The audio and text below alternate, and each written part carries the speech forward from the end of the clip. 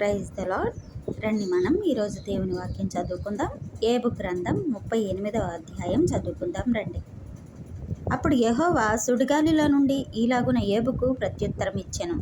జ్ఞానం లేని మాటలు చెప్పి ఆలోచనను చెరుపుచున్న వీడెవడు? పౌరుషము తెచ్చుకుని నీ నడుము బిగించుకొనుము. నేను నీకు ప్రశ్న వేయుదును, నీవు దానిని నాకు తెలియజెప్పుము. నేను భూమికి పునాదులు వేసినప్పుడు నీవెక్కడనుంటివి? నీకు వివేకము కలిగి ఉన్న ఎడల చెప్పుము. నీకు తెలిసిన ఎడల దానికి పరిమాణమును నియమించిన వాడెవడో చెప్పుము. దాని మీద పరిమాణపు కొల వేసిన వాడెవడో చెప్పుము. దాని స్తంభముల పాదులు దేనితో కట్టబడినవో చెప్పుము. ఉదయ నక్షత్రములు ఏకముగా కూడి పాడినప్పుడు దేవదూతలందరూ ఆనందించి జయధ్వనులు చేసినప్పుడు దాని మూలరాతిని వేసిన వాడెవ్వడు? సముద్రము దాని గర్భం నుండి పొర్లి రాగా తలుపుల చేత దానిని మూసిన వాడెవ్వడు? నేను మేఘమును దానికి వస్త్రముగాను గాఢాంధకారమును దానికి పొత్తిగుడ్డగాను వేసినప్పుడు నీవుంటివా? దానికి సరిహద్దు నియమించి దానికి అడ్డగడియలను తలుపులను పెట్టించినప్పుడు నీవు ఇంతవరకే గాని మరి దగ్గరకు రాకూడదనియు ఇక్కడనే నీ తరంగములు పొంగు అణపబడుననియు నేను చెప్పినప్పుడు నీవుంటివా?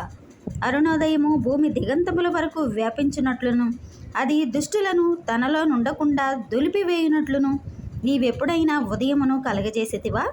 అరుణోదయమునకు దాని స్థలమును తెలిపితివా? ముద్ర వలన మంటికి రూపము కలుగునట్లు అది పుట్టగా భూముఖము మార్పునందును. విచిత్రమైన పనిగల వస్త్రం వలె సమస్తమును కనబడును. దుష్టుల వెలుగు వారి యొద్ద నుండి తీసివేయబడును. వారెత్తిన బాహువు విరవగొట్టబడును. సముద్రపు ఓడలలోనికి నీవు చొచ్చితివా? మహాసముద్రము అడుగున నీవు సంచరించితివా? మరణద్వారములు నీకు తెలియబడనా? మరణాంధకార ద్వారములను నీవు చూచితివా? భూమి వైశాల్యత ఎంతో నీవు గ్రహించితివా? నీకేమైనా తెలిసిన ఎడల చెప్పుము. వెలుగు నివసించు చోటునకు పోవు మార్గమేది? చీకటి అనుదాని ఉనికి పట్టు ఏది? దాని సరిహద్దునకు నీవు వెలుగును కొంచుపోదువా? దాని గృహమునకు పోవు త్రోవలను నీవెరుగుదువా? ఇదంతయు నీకు తెలిసియున్నది కదా. నీవు బహువృద్ధుడవు. నీవు అప్పటికీ పుట్టియుంటివి. నీవు హిమము యొక్క నిధుల్లోనికి చొచ్చితివా?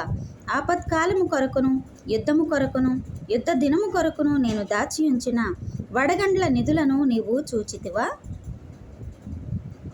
ఆమేన్.